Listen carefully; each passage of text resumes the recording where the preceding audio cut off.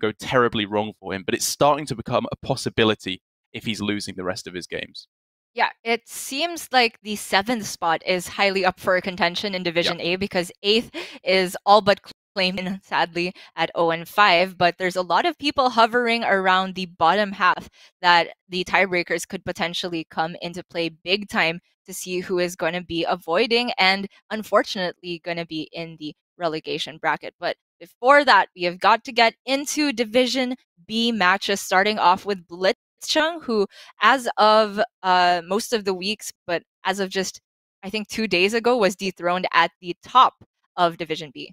Yeah, that's right. Sitting at 3-1 now after being handed his first loss by Tyler, obviously moving up right to the top in one of the most one-sided series of Hearthstone I've seen in a long time. Tyler just absolutely stomped his opponent, 3-0 victory, and then just styled on him with a little bit of handstand press-ups while he was at it. I'm starting to feel very inferior. Frodan could do 1,000 push-ups in an hour. Tyler can do them while standing on his head. I could eat 1,000 chips in an hour, Derek. That is a challenge I would take you on, Gia. But for now, blitzchung and Staz are going to have to be taking each other on in Hearthstone. Warrior ban is not necessarily quite so as expected as you would expect here for blitzchung in particular, who has, for the past couple of weeks, been, first of all, not bringing Warrior and not banning it, and then bringing Warrior but not banning it. And now he's come full circle and he's bringing Warrior and banning away the Warrior, kind of joining the rest of the herd here. Right, and I think that makes sense also with his ban philosophy. Now that he's not got Hunter or many Highlander decks that, as he feels, don't have a chance versus Zoo, because Zoo has just fallen off the radar entirely. Now he is free to ban Warrior because, as it turns out, all of his decks except the Mirror are unfavored against it. And that is just a function of, I think, 2 different mindsets and approaches to conquest, reaching nirvana at the middle, realizing that Warrior is just too much of a threat. Yeah, the only player who feels like they have any real liberty to not go for the Warrior ban this week was Frosty. He's played both of his games, though, having decent success in one of his matches up against Samuel Sal. Not so much in the other one this week. But like you said, you just got to get rid of the Warrior unless you have a full targeting Warrior strategy. And so for the remainder of the decks, our first match is going to be the Demon Hunter Mirror for both of these players. I'm going to take a quick look at the archetypes for both of these players of the Demon Hunter, because we are seeing, Gia, with the nerf to Crimson Sigil Runner, some slightly spicier techs, one of which would be pretty helpful here with the potential for Worgen Infiltrator that's been put in by a few of the players. On Dawn's side, that was the tech inclusion, but I think with blitzchung and Staz, neither of them are playing the Worgen. Staz instead has Urzel Horror. That's right. The other 1-drop from Demon Hunter, which was largely overshadowed by Battle Fiend and Crimson Sigil Runner, but could be getting its time in the sun now. It's a 1-mana 2/1 Death Rattle, add a 2/1 Lost Soul to your hand. So it functions similarly to Crimson Sigil Runner in that it's a good play on turn 1 and just puts another card in your hand at some point. That is the optimistic view of it, I will say, Gia. The less optimistic view of it is to say that it is a 1-mana 2/1 in terms of the tempo you're playing, and then you get another 1-mana 2/1, which is just happily eaten up by Hero Power, Umberwing, probably not value trade so much, but basically just the Hero Power chomping it up over the next few turns. That is very true. I would say that compared to unnerfed Crimson Sigil Runner, it is straight up just worse, because you would rather have another card in your deck than a 2/1 Urzel Horror. As opposed to the nerfed Crimson Sigil Runner, I think you could make an argument that it is now a better on turn 1 play, but obviously it's a terrible top deck going later on.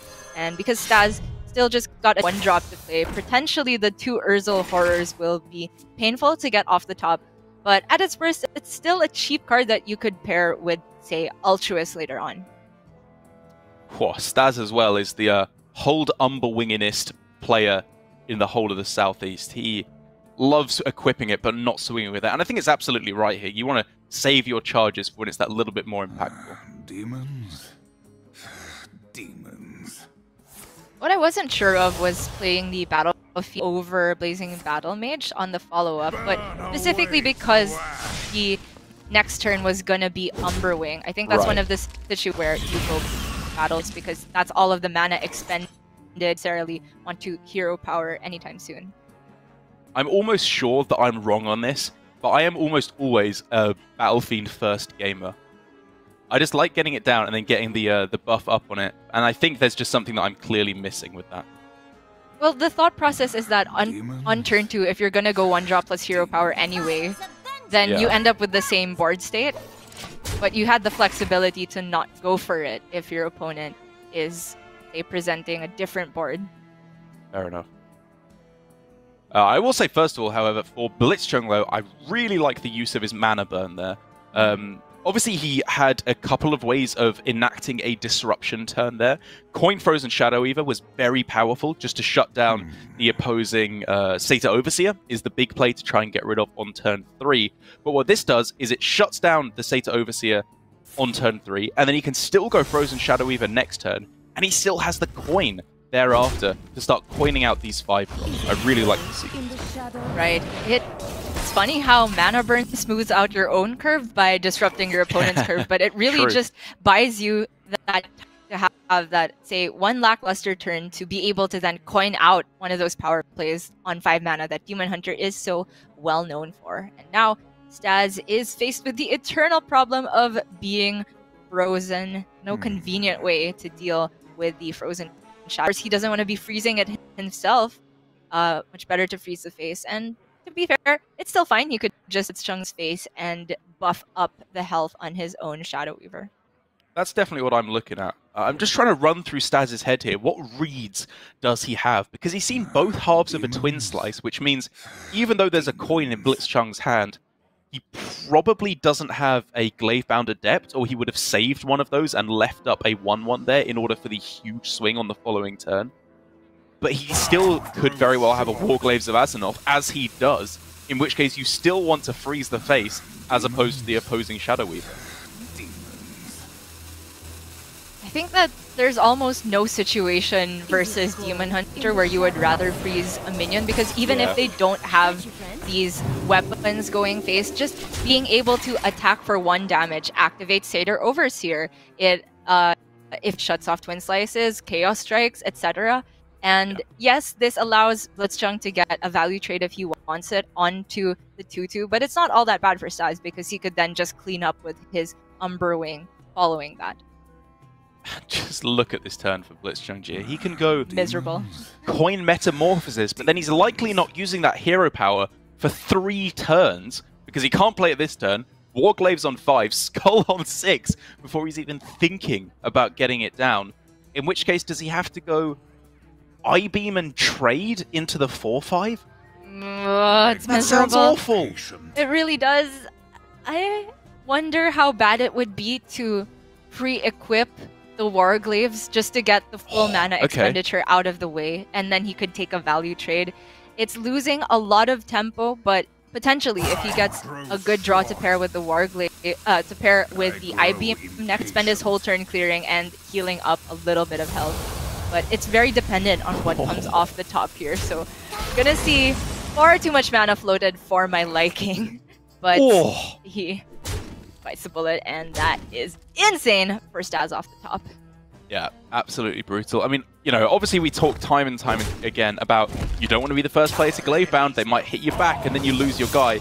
It's the only play here for Staz. You just get it down and you try and kill your opponent as quick as possible because he has the absolute advantage in terms of damage and tempo.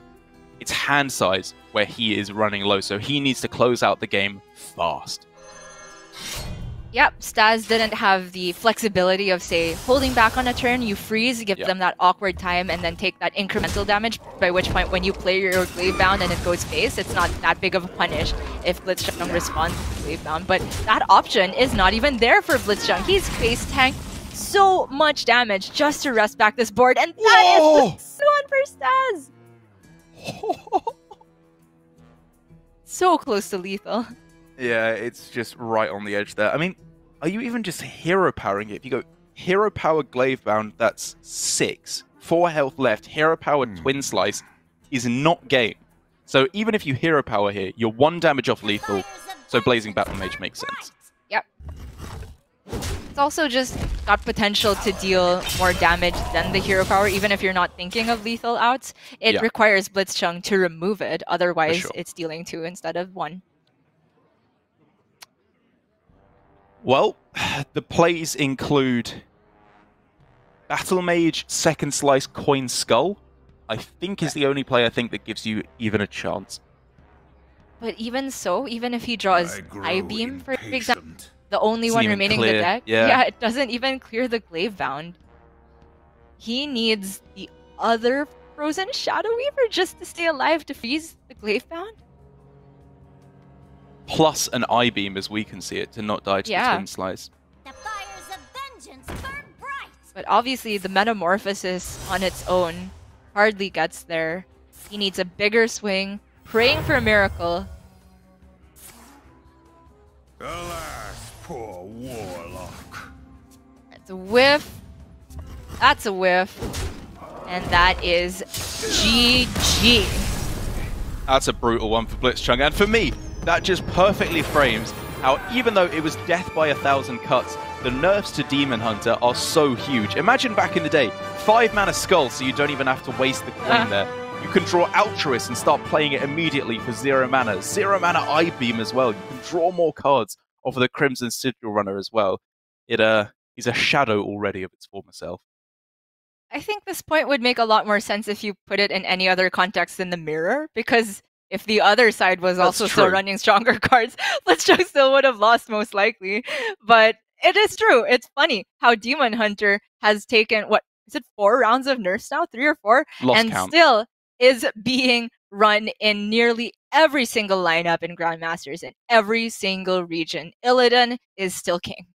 And personally, I couldn't be happier. I absolutely love Demon Hunter. I love the mirrors. It's one of the few mirrors that I think are one of the most skill-intensive matchups for that particular class, because there's just so many tricks along the way that you have to learn, but also it's so easy to get inside your own head. You don't want to be letting yourself forget the fundamentals of Hearthstone, as arguably blitzchung did there, floating all that mana when he could have coined out the Warglaives. I'm still far from convinced that was the right play, but I'm sure there's plenty of reasoning behind it either way.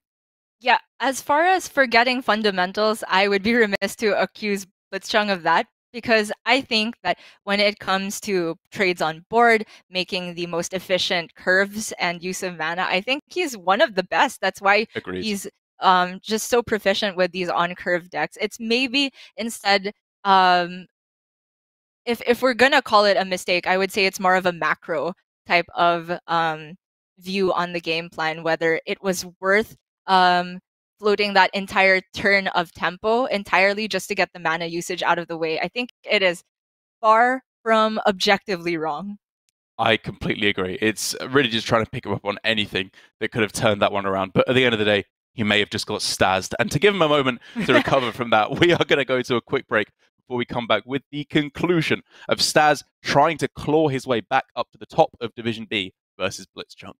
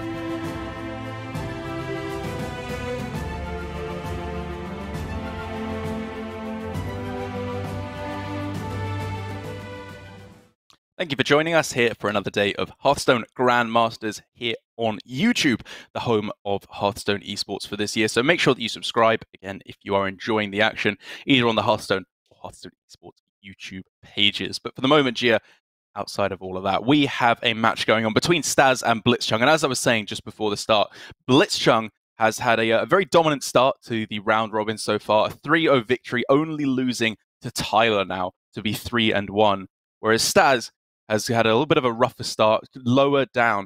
But I will say that in the last couple of seasons, Staz has been one of the biggest turnarounds in Season 2 in particular. He was right down towards the bottom of the standings.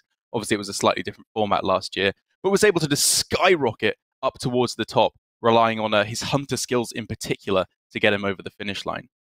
Yeah, Staz is something of a comeback kid. Maybe not to the level of Pavel, but you could also draw the parallel between these two players, because in the Swiss portion, Staz was actually consistently making top 8 for the first 2 weeks, on stream a fair bit, whereas blitzchung couldn't really get there until the very last week. But now that we've gotten into the arguably even more important round robin, because now relegation is closer than ever, blitzchung has the one who's had the stellar performance, kind of a redemption story, whereas Staz has had a middling performance. So it's up to Staz now to prove that he has what it takes to get to playoffs. And I think that's a good point you bring up about his decent run through the Swiss, because even then, it wasn't quite so good as 2 top 8s would make you think, because his first week, he went 3-4 and only made it through in the 8th spot on tiebreakers, and then immediately lost his 2 matches. And then in the second week he got through, he also lost both his 2 matches immediately. And I'm not trying to dump on him at all here by just saying all the times he lost, because he did get top 8 twice, which is not bad. But he does need, I think, to prove himself that little bit more, at least in this season, in this metagame, to show that he deserves to be in the top 4 of Division B. True enough. And the lineup has been looking more and more standard for Staz as move on. I think that first week might have been a little bit of an error in judgment, bringing the Totem Shaman, but now he is going with the advice of, I would say, the majority, and it's worked out for him decently well. But it's going to come down now. Druid Mirror, both of the players with the Fungal Fortunes, not so fortunate. Yeah, I saw Staz discarded the Mount Seller. I was looking at the deck lists when blitzchung discarded. He got rid of something as well, right? Ysera. So, yeah. Oh, it's Ysera, right. That can be a big deal, kind of in a different way. And obviously, at the moment, the idea is still that Staz should be able to, well, hopefully, rocket his own victory with the Glowfly on the following turn. But blitzchung's going to have something to say about that first. Oh, yes, indeed. He could innervate it out as early as now, neither player running Starfall. In fact, the lists are 29 cards similar, I think, where blitzchung has a second Wrath and Staz had a second Savage Roar. And that's not going to be very helpful in this situation. It is not, especially as just a Glowfly Swarm for 6 minions, even clearing off one of the others, still leaves perfect board parity, and then blitzchung can go, what, Power of the World, Innovate, Soul of the Forest. Good game? Good game, indeed. Even though he doesn't have that second Savage Roar to give him more consistent, super fast lethal, it just doesn't matter if he can rest the board under control right now. The only small consideration is whether he wants to cash in the buff and the Soul of the Forest. I think the Soul of the Forest is definitely coming down. It's not going to have a better board state than this. But I just don't see a punish for going all in right now. At this point, you don't even need a Mount Seller and save an Innervate for it. I also really like that he did it this way around, because there was also the consideration to go for play the Soul, cash it in, and then buff to have 3 3s instead of 3 1s with Death Rattles. But this is just more resilient to Wrath and Bog Beam in particular, because they need that little bit extra. It's just an awkward shape Staz to deal with. Yes, it is. And we can already see the response is not there in terms of removal. He could develop his own Glowflies, but even if he buffs them up, they walk so badly into the trades from the first layer of blitzchung's buffed up Glowflies. What? Man, I feel like I've seen Staz get dunked on by a druid as a druid so many times on stream, and it really feels bad because this matchup, I'll be honest, there's not a lot you can do most of the time. I agree completely. We've seen a couple of them go a little bit more late game than you usually do with Mount Sellers and Ysera's. And those are actually, I think, pretty interesting. You have explosive action. You have a lot of decisions to make in the late game. You just have to get over this hurdle, which, unfortunately, APAC's just too good, Gia. They cannot miss the Glowfly Swarm on curve. They did a couple times yesterday, but we're back on our regularly scheduled programming now of Glowfly early into buff, into win. Blitzchung's so bad, though. He didn't get the Savage Roar for lethal on turn 5. Come on. What a noob. Could just draw for it, though. Yeah, so he has the opportunity to go for Overgrowth first here, which unlocks his Iron Bark, which he could then use to take just another value trade to keep him even further ahead on board. And also, I'd just like to get the Overgrowth down here. It gets him that little bit closer to just popping off with a big overflow into Mount Seller. Yeah, I like an it. Iron Bark up to take a value trade, remove what Staz has to offer, make sure he cheesed out by a sudden double Savage Roar lethal plus Power of the Wild of Staz's own. And knowing that there's no Starfall, there's no punish for revealing the second layer of his minion threats.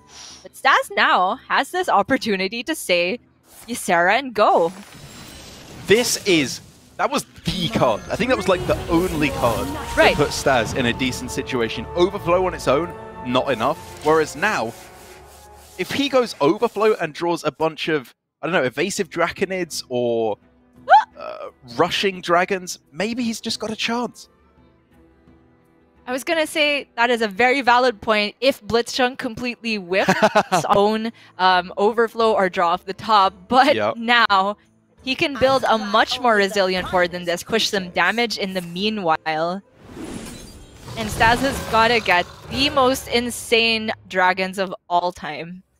Yeah, all Blitzchung needs to do is find Savage Roar, and we are looking at next game. But that is not a given. It could be right down at the bottom of his deck. Maybe if Staz does just, again, get the mother of all dragons here. I don't know if that's actually... there probably is a character in World of Warcraft called the Mother of All Dragons. I don't actually know. I was just thinking of Daenerys. What? Oh yeah, true. Well, as long as he gets the Daenerys outcome here, then he is sorted. Although not actually Daenerys' outcome, because that sucks. Oh yes.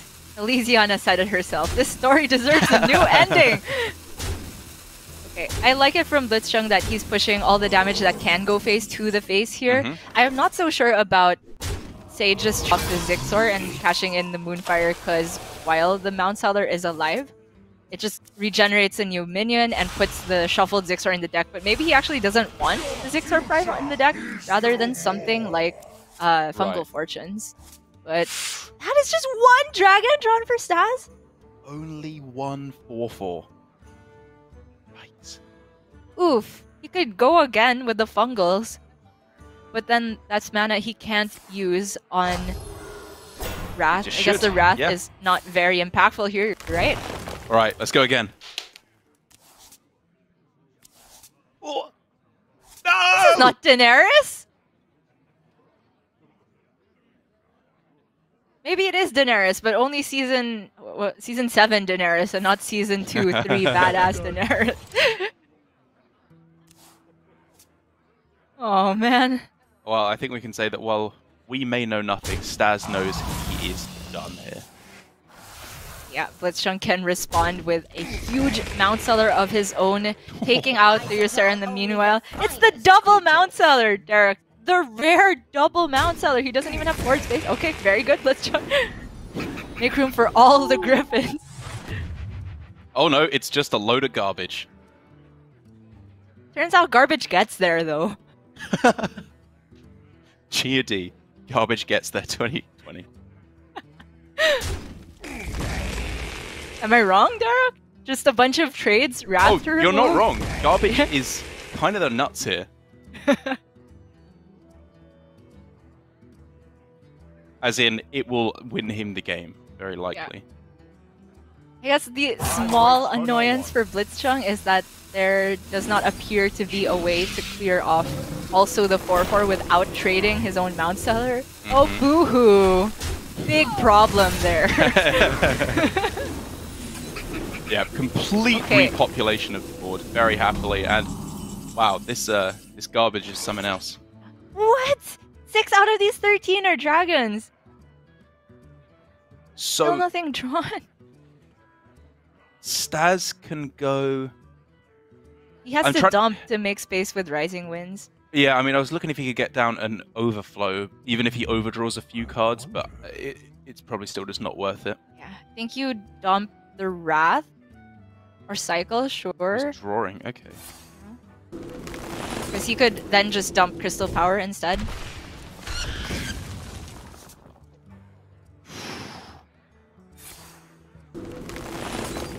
Heal, the draw. Where are the evasive Draconids? Where are the dragons in the first place? What? Okay, finally. With 11 cards left, 6 of them are these portals. Wait! If he draws another dragon? Can he kill that off? Well, he can put taunt on it. He can taunt it at least. That's something. Okay. Wait, sorry. There's no way a dragon gets in hand. They're all spells. So that's not going to be active. Unless he gets Bronze Herald and then wraths it. Alright, let's go! Well, the more likely outcome, as we can see here, is that he gets a big taunt in the way. You know, that's very significant. Blitzchung still doesn't have the Savage Roar.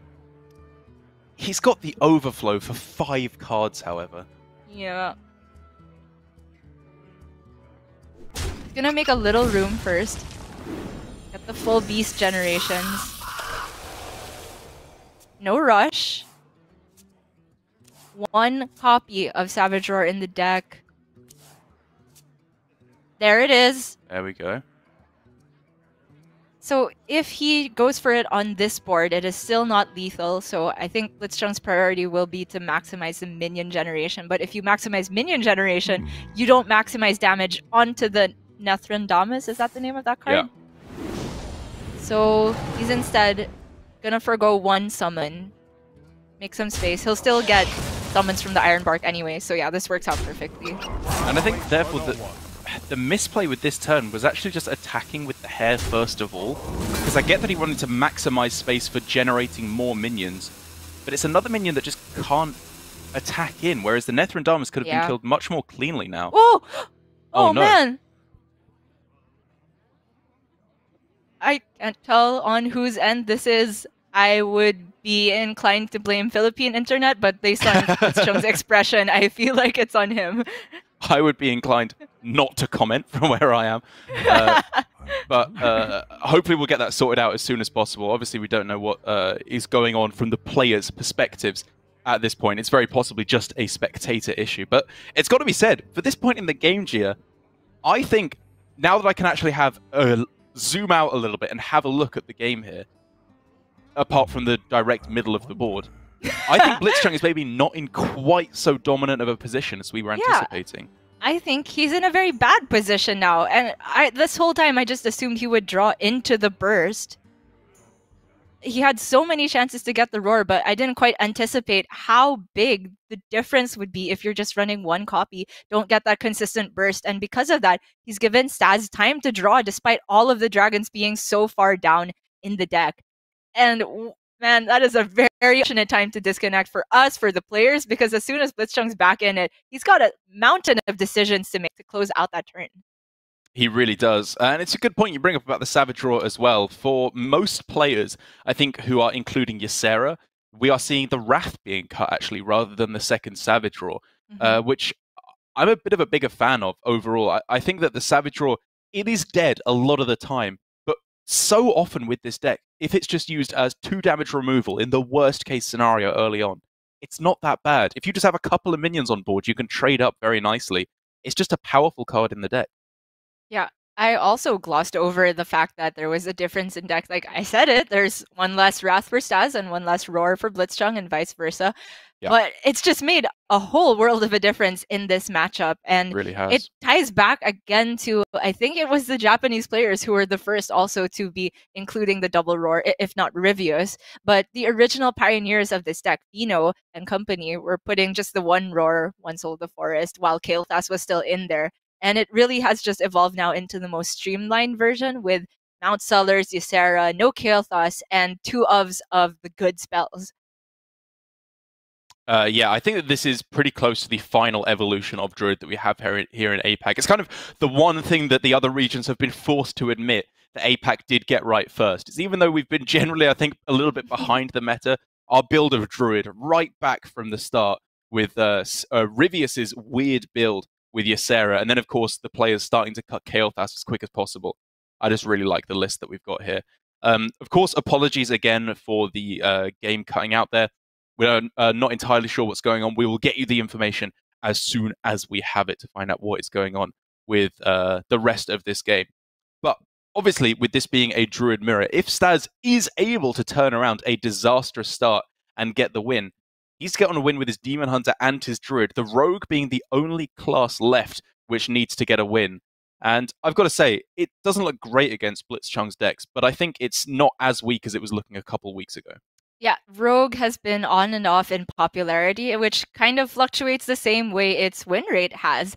I think that a reason for including it mainly is because you don't have Zoo as that option for just another good and decent enough deck. That's why a lot of people are bringing Rogue again, but maybe that's underestimating its overall power level. And it's also worth noting that Staz has Boom Pistol Bully in that list, but we are, of course, back into the game now. We are, and thankfully right back where we left off previously on Hearthstone Grandmasters. blitzchung was just about to lock out the game, and with a couple of very, very spicy value trades and another hair for good measure, he's looking to be in a decent spot now. And the taunt on the Poisonous is huge. Staz can't simply trade that away. He's got 1 Bog Beam, but that doesn't get the job done on its own. Probably thinking if it's gonna hit the Mount Seller instead. Right. I think there are 2 or 3 more dragons left in the deck. I'm gonna start fishing for them. And the Mount Seller is a very big one as well. I mean, I think these are literally all dragons now left in the deck. So that means he fatigues if he draws again.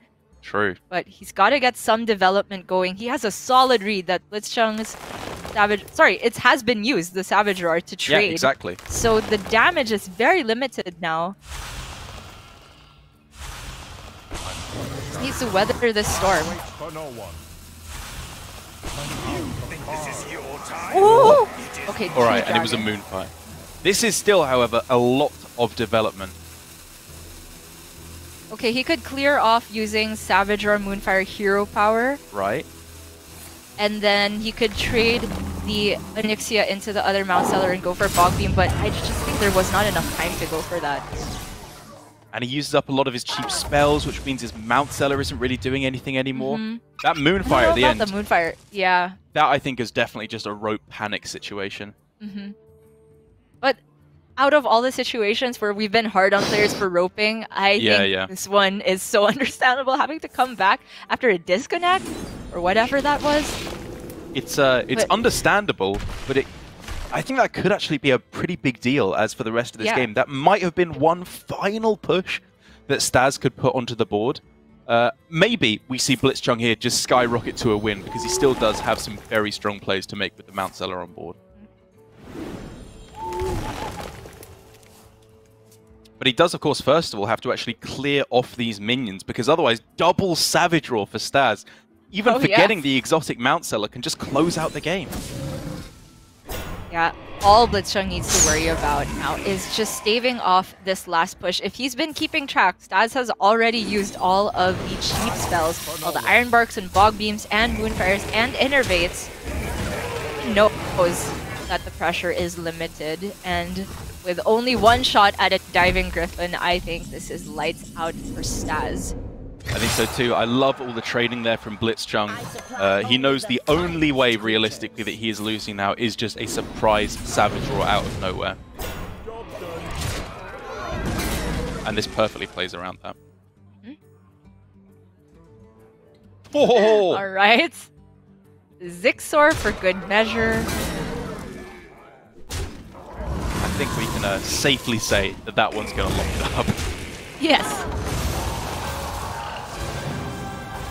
And that game, yet another different pan out for Druid Mirrors that I don't expect to see. I thought the early Clove Fly would lock it out for blitzchung, but the no burst gave Staz time to hunt and hunt and hunt for the dragons, and they came far too late. And honestly, that disconnect was one of the most unfortunate timings I've ever seen. Didn't give Staz very much time to reevaluate when the board state came back, and I think given more time, he could have come up with a better last turn situation for himself. Yeah, exactly. Like you said, it was just that kind of last slip up at the end.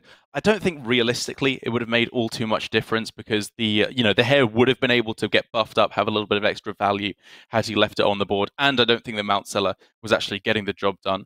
But I will say that overall, I think Staz knew exactly what he had to do in order to try and come back in that matchup. He was just playing out his Glowflies just to try and contest the board. He wasn't trying to set up for anything too combo-oriented later on, which I think was correct. It gave him the time to get his Ysera down.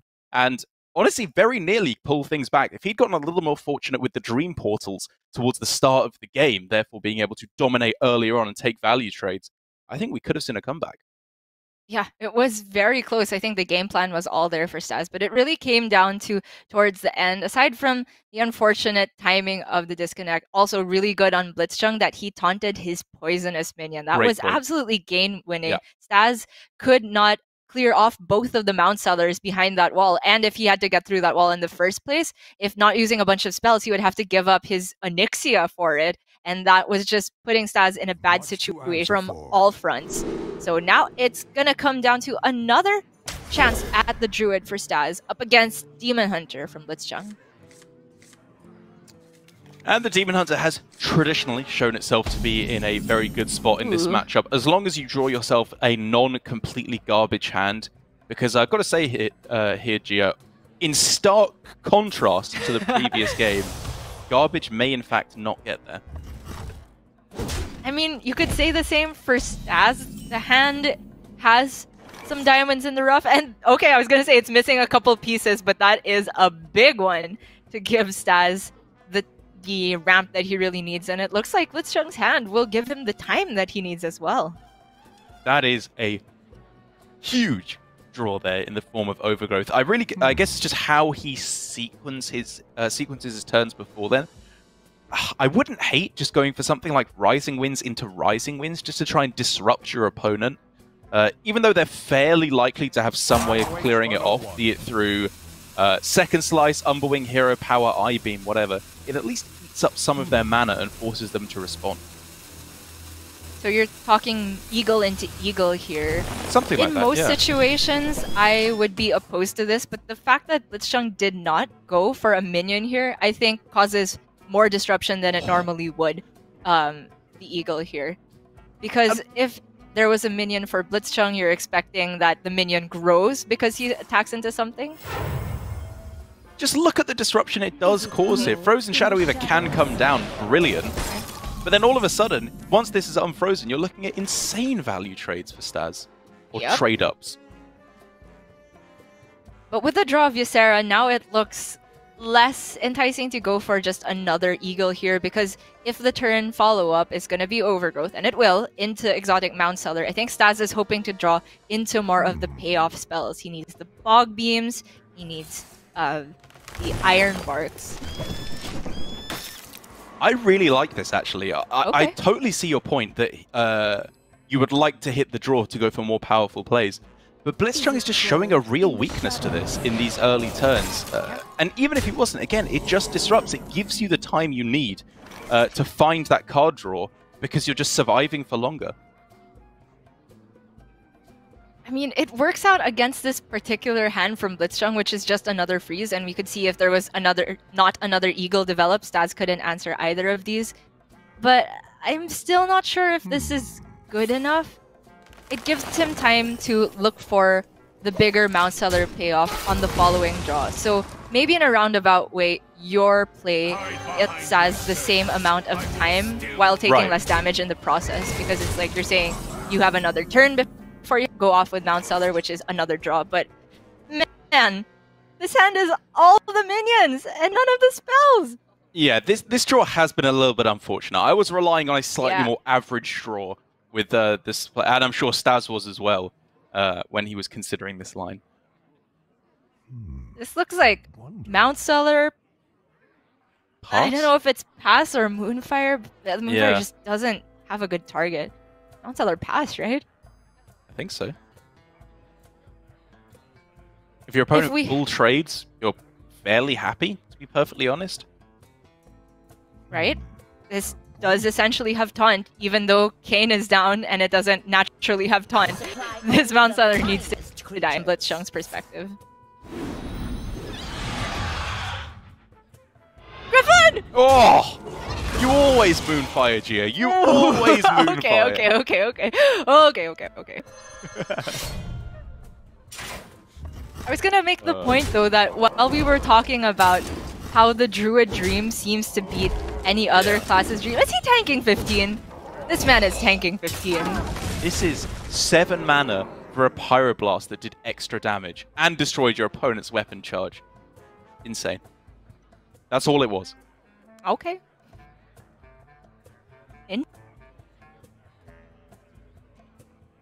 Yeah, while we mentioned in previous iterations of this matchup that the Dream Hand tends to beat the Demon Hunter Dream Hand, we're now kind of seeing how does the opposite play out? Does the Druid Garbage get there against the Demon Hunter Garbage? Yeah. It's Because so weird because that is, again, one of the worst possible draws for Staz. It completely anti-synergizes with the game plan he's been going for up until now. So does he just drop the Mount Seller and say, you know what, if you want to keep smacking into it, you're gonna die? It's a curve, right? Mount Seller again into Ysera. Oof. But Staz is so close to dying himself. But what else does he do? Just pass then? Play Glowfly for 2/2s? It's so icky. Yeah, you can't. He just can't. Even if you buff them, they just die to Warglaives all the same. It has to be Mount Seller. Okay, there's an option for 2 2/2s and hero power down the Kayn. But it looks miserable no matter which way I look at it. Maybe it's just better. You go for the 2/2s, you hero power it down. Next turn you can go Mount Seller plus Power of the World if you need to, or just Ysera, and then pray for draw off the top.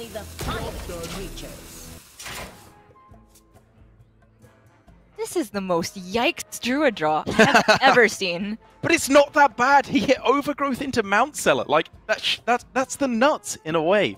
But it's just a twisted nightmare version of itself. And now blitzchung, if he wants to, could just go Altruist, I-beam. And that kills the Mount Seller without having to face tank anymore. He heals up for 6 in the meantime. And I think Staz has shown that he doesn't have removal spells anymore. Sure.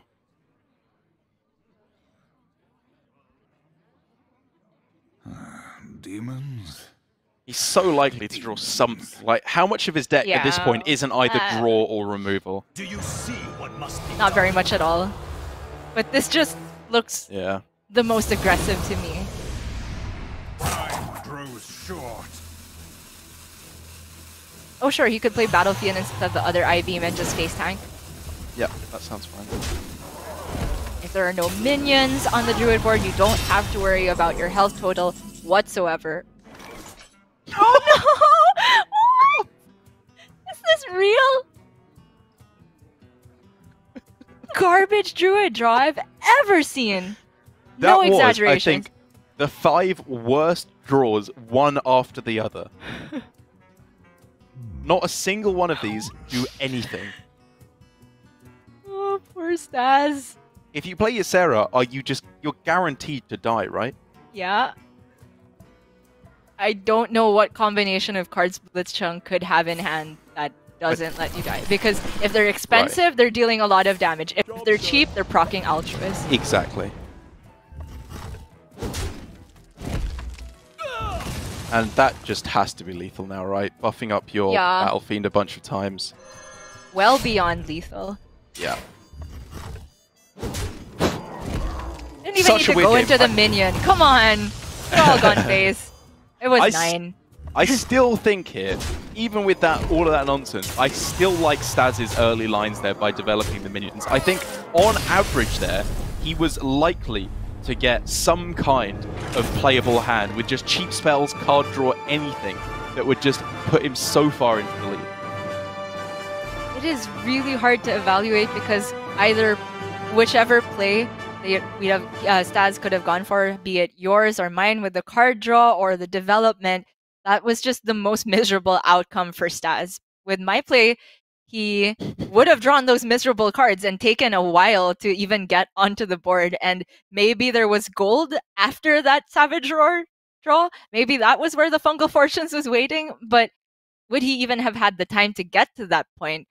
I don't know. And it's very difficult to evaluate what is the average when all we saw was the complete and utter low roll. Yeah, if only we'd known what the next card was, because then if it was Fungal Fortunes, we'd know that your line was absolutely 100% the correct way to go, because it was just one card further away.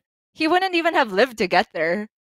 So your line was bad 100% of the time. I agree, Gia, but on to the next game what now. If the first Rogue one he drew was Fungal Fortunes, and then he could have gotten back in Hearthstone Grandmasters APAC edition. Blitzchung has got himself on the coin, and with a decent starting hand to boot. Yes, indeed. This is a very fun mirror, one that we haven't seen very much of in APAC because Rogue dropped off in popularity.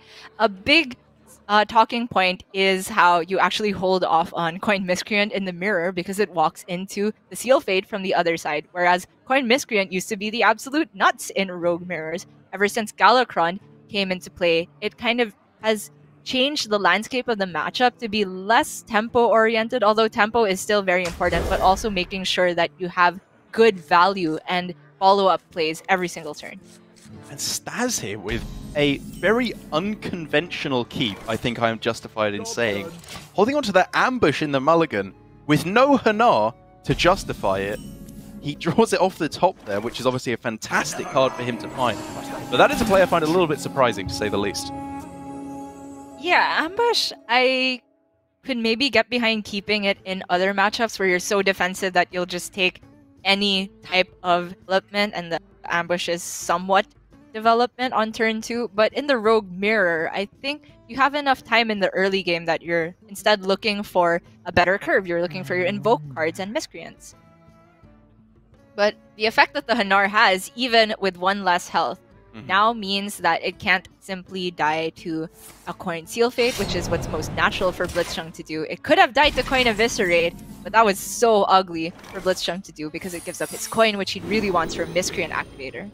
Yeah, I really like holding back here. Hanar is a scary, scary card, make no mistake, but going Coin Eviscerate and, I don't know, I guess maybe praise Galakron on the enemy minion to spend all your mana, it's just way too many resources used right at the start, when in all likelihood, just being able to go Seal of Fate, Backstab should clear it off every time.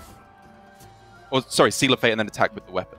Should clear it off, unless it's exactly Are you one of those Seal of Fate people? I thought that was just subtle. Oh, did I say Seal of Fate? They've got it. They've got to me. They've got to me. Oh no! I was arguing your side because Seal Fate makes sense, whereas Seal of Fate doesn't really make any sense. I'm sealing your fate. It's like sharpened knives, Seal Fate. Exactly. Equip dagger, go face. Yeah, this sequence of plays from Blitzchung reveals a lot of information as to what the secrets aren't. He has ruled out Dirty Tricks and also Noble Sacrifice, and of course Eye for an Eye. And more as well, Redemption and Never Surrender. Never Surrender. Yeah, exactly. So almost all the Paladin secrets out of the way there. You can basically put it on Repentance now, I believe. Agreed. As his current turn, it's a bit awkward, but he's not under any pressure, so I think it's fine just to play a secret and dagger up, or even 2 secrets. Dirty Tricks could potentially let him draw into some much-needed other options soon. Yeah, especially as the rest of his turns are not looking especially powerful quite yet. You fell right into my trap.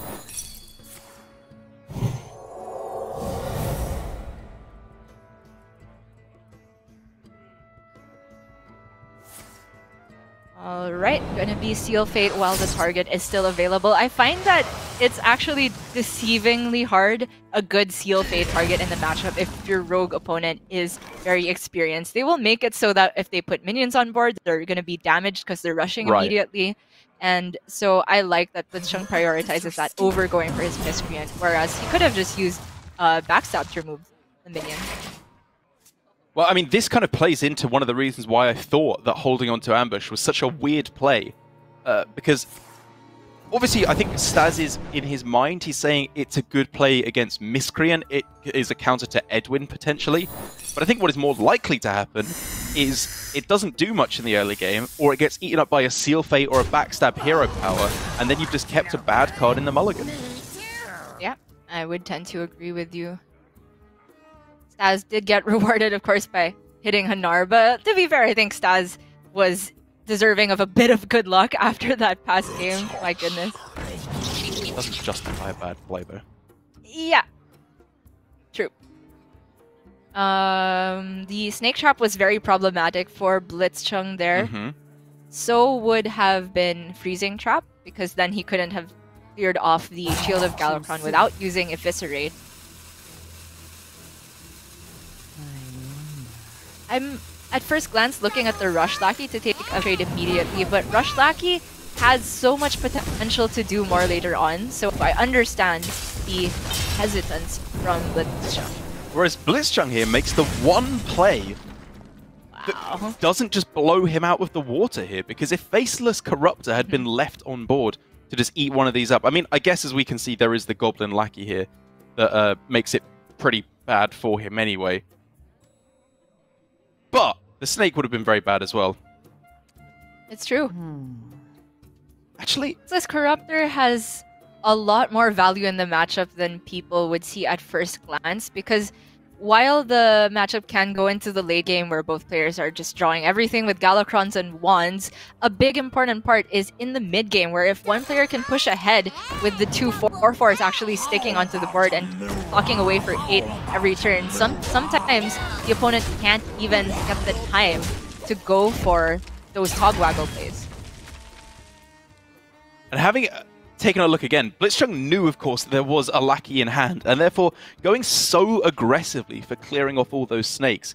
I'm left wondering if that was actually such a good play. I guess you could also make the argument that how much better is Backstab getting later on without any other cards in hand that rely on combo activators. He had the Miscreant, but he had Lackeys to go for it anyway. It's tough to say.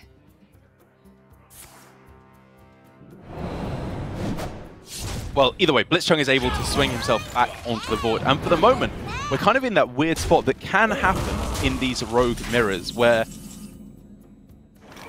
you're... Okay, I was going to say both players are left without any of their real big value cards to turbo into the late game, but that pickup does potentially turn things around now for Staz. Of course, he's missing the invokes, and therefore does he hold off Gia and just go for dirty tricks to try and draw into it? Or are we just going to see the earliest Galakron possible to draw the power cards in his deck? I like the hold. I think in this matchup, as long as you have something decent to do every turn before a Galakron, you will delay it for max possible value. He's not under very much pressure. He can also develop, importantly, dirty tricks, which if blitzchung procs, that gives Staz more chances to draw into the invokes and go for an even swingier Galakron. But he's going to prioritize getting rid of both the Miscreant and the Lackey, all the Shadow Step targets. Aside from, I guess, the Cable Rat, which also generates a Lackey despite being generated by a Lackey. Wow! Wow! Wow. That is a top deck there for blitzchung. The Wolf Rider! Can trade off the Miscreant! This is the blitzchung we know and love. The evolve into Wolf Rider blitzchung. Oh my gosh. The never ever trade blitzchung. Oh. Whoa! Wait! It's There's bamboozled. a bunch of 1/1s on the board. Yeah. Bamboozle's oh, the right, secret. Right. True, Yeah, true. yeah. Yeah. Otherwise, I agree. That would have been a whoa, whoa, whoa moment.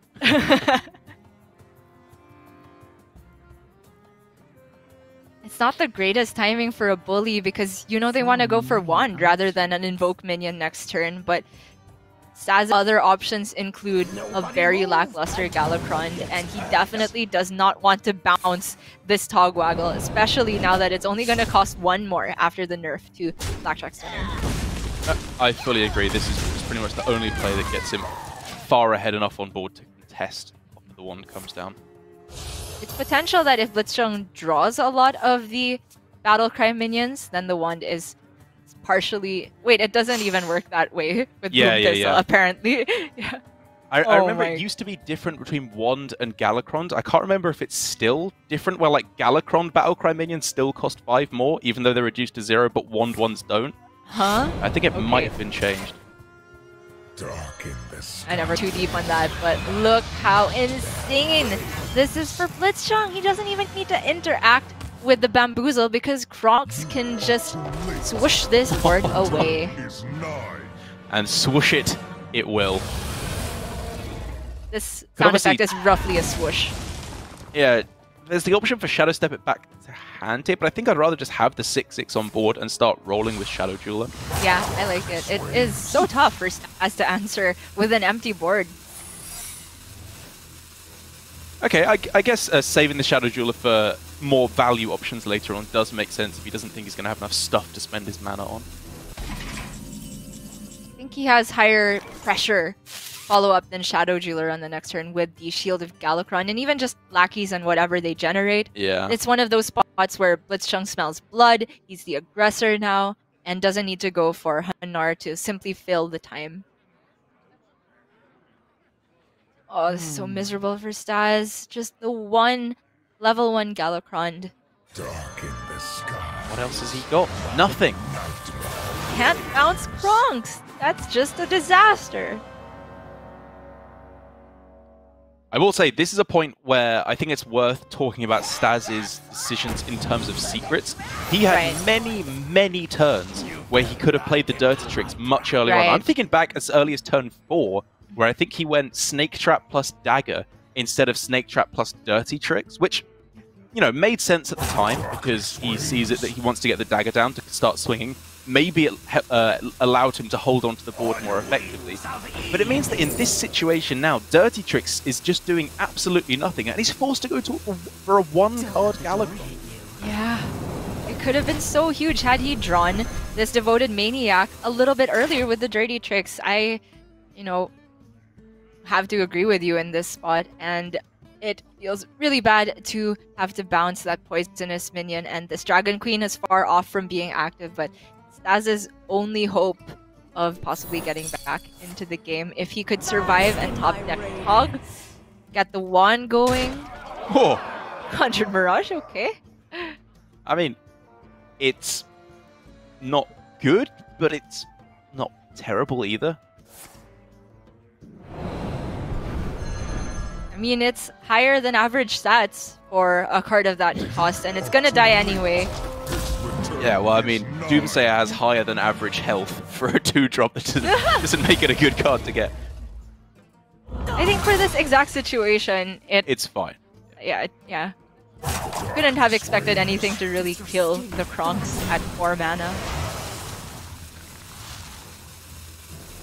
And I think even then, for Staz, the pick of the Dragon Queen Alexstrasza is another one that I question. He was offered Big Ol' Whelp, which looked to me like a premium dragon to pick up there. You're very low on cards, very low on card draw. Just because you go for Dirty Tricks next turn, there is absolutely no guarantee that your opponent is going to play a spell. They could quite happily spend all their mana on minions. Right. This is blitzchung's time to completely have the license to play around every secret because he's just that far ahead.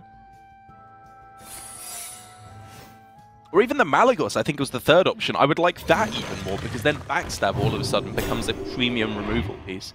But, I mean, I like both of those a lot less than the Big Ol' Whelp as well. Yeah, I agree. Alexstrasza is the high roll potential if you hit exactly Tog, which gets you the one for all of your duplicates. But the more I say it, the more it sounds far-fetched. But blitzchung is going to proc the Dirty Tricks.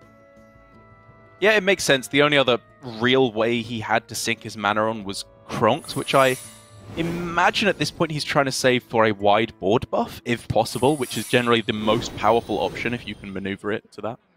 I mean, you could have done it this turn, right? If you just go Lackey, Lackey, Lackey, and the damage Lackey kills the direwolf, and then Kronks for buff. It walks into Staz's own Kronks is the big problem. Yeah, I guess he's trying to have a board already set up so he gets the buff and the extra burst damage to face at the same time.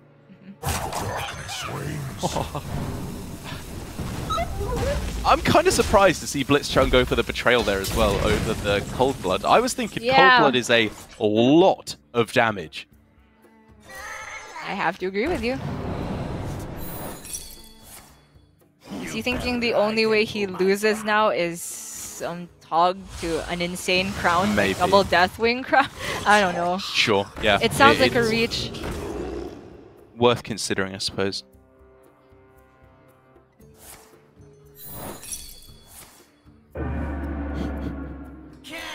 Miserable. Just miserable. Yeah. Jean Valjean being given a run for his money here by Staz. We're not close to lethal yet, but I like the look of using Kronks for some measure of payoff right now. Yeah, one turn more, and I think blitzchung is looking at the lethal. Because he has ambush, he can also set it up so that if there's a responding Kronks that comes down, it then procs the poisonous. So I think he has had the opportunity to be as aggressive as possible, but it looks like he's just holding on to the Kronks and giving Staz a slow but painful defeat. I mean, at this point, he's kind of just toying with Staz, to be perfectly honest. I'm pretty sure there were multiple ways that he could have closed out the game quicker. And, you know, at this point, like you say, this is a not often seen at the moment, but a very important facet of Hearthstone play, which is how to close out a game whilst shutting down all of your opponent's possible outs. Obviously, Tog, the spell can't be played this turn, but it's a good draw for Staz. But my point for blitzchung I wanted to make is that often you think that removing every turn is the safest way to deal with your opponent's play, but I find that trying to kill them as quickly as possible is often even better than that because they don't have the time to draw those outs. I agree. You can tunnel on the most out-of-the-ordinary outs, like the one, blah, blah, blah, but you sometimes forget that if you just close out the game, they don't even have the time to get to those out-of-the-ordinary fringe outs. And now, Staz, I hesitate to say he's back in it, but he looks like he's got a little bit more life in him than the previous turn. Maybe. He can Shadow Step and rush the Lackey again in order to clear something off the board. Because, I mean, if he doesn't do that, he is facing down... I mean, I haven't counted, but I feel like very close to lethal at that point. Yes. Job done. Every measure of Seeker imaginable. He steps the top! Whoa! He's going for the biggest possible blowout. You know what? He's so far behind. I love it. Me too. Live your dreams, Staz. Even though it's impossible to get a 0-mana Lackey off of the Wondrous Wand, and he won't therefore have enough mana to play Togwaggle next turn with the wand and the other wand. Whatever. He is saying he's going to get Kronks from this Wondrous Wand. That's going to clear the board, because I think Staz thinks that blitzchung doesn't have Kronks. No, wait, he knows it's there. It's been stepped. But it's just like, this Kronks should have been played ages ago, right? You've got to stop with the secrets, man. Just kill your opponent. Stop playing with him. Blitzchung, please. Go for the buff. Everything's out of Kronks range. He can cold blood. Okay. All right. Darkness wanes.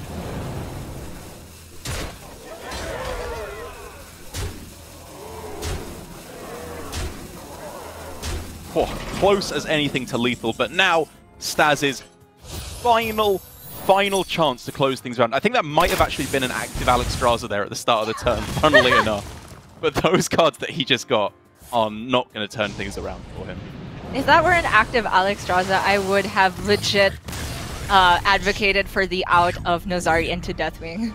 Yeah. It's not even an out no hand, and Blitzchung just has a full hand at that point. But there you have it. Blitzchung goes up to 4-1 now, one of the best scorers in Division B. And oh my gosh, that is another devastating loss in Staz's streak. And now it's looking like he's potentially near the bottom. Not quite as bad as it was for Frosty and Samuel Tsao, but with Dawn potentially pulling himself out of the hole, it's getting scarier and scarier for Staz now. It is getting pretty scary for Staz. I will say, obviously, congratulations to Blitzchung for taking the win there. I do think that was a little bit under par from him based on the rogue we've seen from him before. I think Blitzchung, there were a couple of things that I would have liked to improve on, just going for more damage, trying to close out the game quicker. The way he got to that winning position, I think, was absolutely spot on. For Staz on the other side, I think there were quite a few things I would have liked to have seen improved in terms of the rogue gameplay, like the mulligan at the start, the choice of the dragons, and just how he actually partitioned his secrets over the course of the game. Yeah. Could have given him that little bit of extra gas to get over the finish line, or at least start fighting back. Have to agree with you there. I still am not going to forget the most depressing Druid draw I have ever seen, but I have to agree with you that in the rogue gameplay, there was a lot that could have been improved. But Blitzchung is the man of the hour now, already well on his way back to making it to the top of Division B. But whether or not he can do that will be dependent on some of the matches we will see later today. That is exactly right. He brings himself up to 4-1 now. Another player who is up at a very, very positive score indeed is Tyler, also at 4-1 in Division B. We're going to get to see him play a little bit later to see if he can become the king of APAC right up at the top, or if Tom60229 can start to pull things back and end at an even score with Tyler, Blitzchung, and himself, of course. But before we can go to that, we're going to go to our usual after Game 3, ever so slightly longer break. I'm going to go get a drink, get prepared for the rest of the games today. So we will see you after this.